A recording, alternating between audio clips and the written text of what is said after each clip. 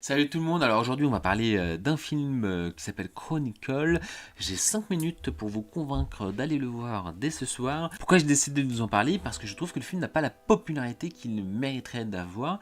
J'aime vraiment beaucoup ce film. D'ailleurs si vous avez vu mon top de mes films préférés de super-héros, je pense que vous avez vu que c'est un film que j'aime beaucoup. Il est sorti en 2012, c'est un drame. Quand je dis drame, je parle bien du sens du dictionnaire, qui est genre théâtral ou cinématographique, dont l'action est généralement tragique ou pathétique, qui provoque des émotions, et qui s'accompagne d'éléments réalistes et familiers. D'accord. Alors il est très court, il dure 1h24 et ça c'est la version longue, 1h24. Dans tous les Blu-ray, c'est toujours la version longue maintenant.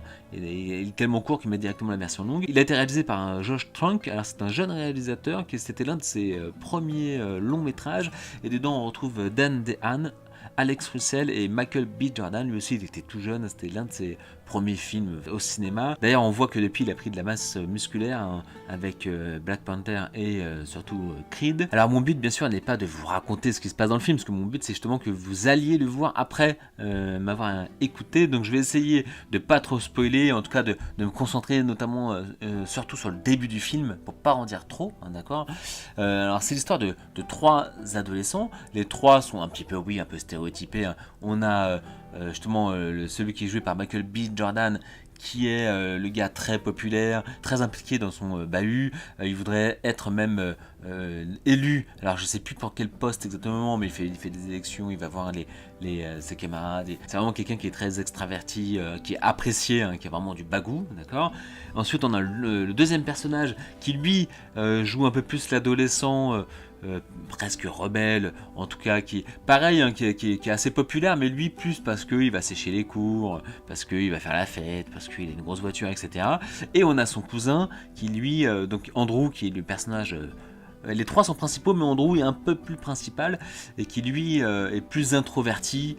D'ailleurs, on voit qu'il vient d'une famille beaucoup plus modeste et qui a des soucis, sa mère qui est malade, son père on comprend qu'il y a un début d'alcoolisme, bref, et vraiment on a trois adolescents qui il va leur arriver quelque chose et ils vont être amenés justement à se rencontrer entre guillemets puisqu'ils se connaissaient déjà, mais en tout cas à se voir beaucoup plus qu'avant. Alors la chose qui va leur arriver, c'est qu'ils vont avoir un super pouvoir à un moment donné. Je vais même pas vous dire ce que c'est pour que vous découvrez le film, et on va voir comment ils vont réagir.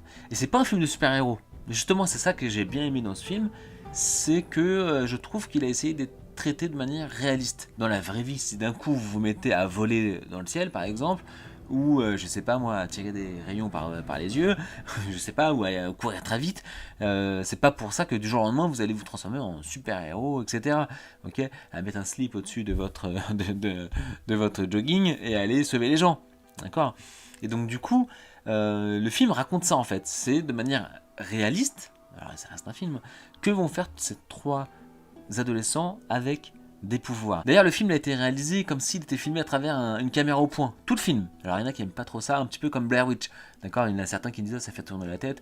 Bon.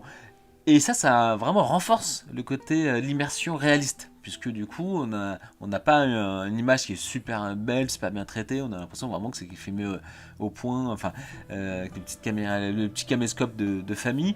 Et ça, moi, j'aime beaucoup. Ça renforce justement ce côté-là. Tiens, on a l'impression que eux, ils sont vrais, comment ils réagissent, c'est vrai, et ce qu'on voit, la manière dont on le voit, c'est vrai aussi. Donc moi, j'ai beaucoup aimé le traitement, la réalisation. Il y a une scène à la fin qui est assez impressionnante. C'est pas du tout un film d'action. Oui, il y a de l'action, mais c'est pas un film d'action. C'est même un film qui prend plutôt son temps. Voilà, il dure 1h24, ça va. Moi j'aime bien les films qui prennent leur temps, comme vous le savez si vous suivez un peu ma chaîne, donc ça j'aime beaucoup, avec une fin un peu plus grandiose, un peu plus impressionnante, donc c'est très appréciable hein, vraiment. Et je trouve que le film vraiment n'a pas eu le retour qu'il méritait. Alors il n'a pas fait un flop, hein. Franchement il est noté 3,5 sur 5 sur Allociné, que ce soit le spectateur ou les journalistes, donc franchement c'est bien, moi je le mettrais plus 4 hein, quand même.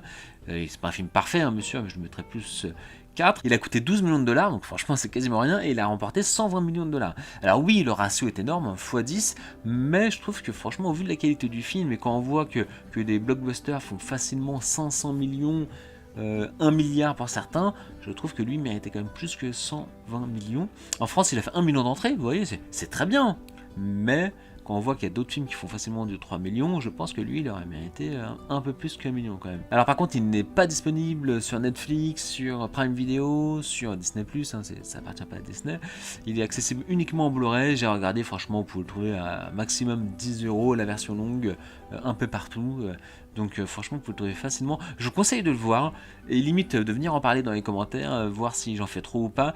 Mais je trouve que la manière dont ils ont traité cette question du pouvoir, du super pouvoir, autre que tiens, je vais devenir un héros, je vais sauver le monde, et il y a un grand méchant qui va apparaître et je vais me battre contre lui et à la fin tout le monde est content, j'ai sauvé le monde. C'est pas du tout ça l'histoire. C'est pas du tout ça. Alors ça s'appelle Chronicle, c'est une chronique, c'est une histoire. Une histoire. Il n'y aura pas de suite, c'est ça qui est intéressant. Moi j'aurais bien voulu qu'il y ait un Chronicle 2. Mais pas avec les mêmes personnages, justement une autre chronique.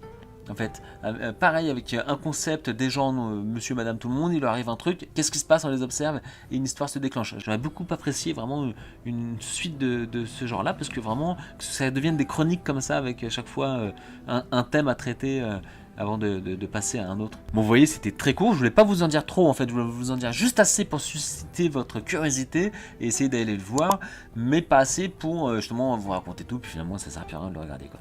Donc une fois que vous l'avez vu, revenez dans les commentaires, on va en parler. Ce serait vraiment super de voir si c'est moi tout seul qui trouve que ce film est grandiose et qu'en fait tout le monde dit bah non, il mérite largement d'avoir fait juste 120 millions au box-office.